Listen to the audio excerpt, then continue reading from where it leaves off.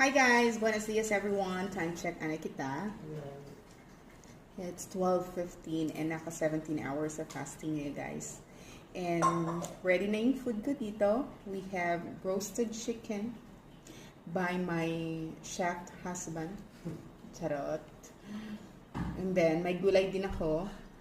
Sayote with ground beef and malunggay. May konting malunggay. And yung seasonings na ginamit ko dito, guys, ano ba? Seasonings ba? Ano bang term? Just salt, pepper, and konting patis.